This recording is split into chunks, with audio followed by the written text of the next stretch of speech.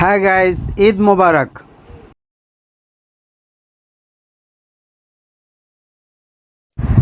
সবাইকে জানাচ্ছি ঈদ উল আজহার অনেক অনেক শুভেচ্ছা ও অভিনন্দন। শাফিন মাহমুদ শাহানের পক্ষ থেকে আপনাদেরকে জানাই রক্তিম ঈদের শুভেচ্ছা।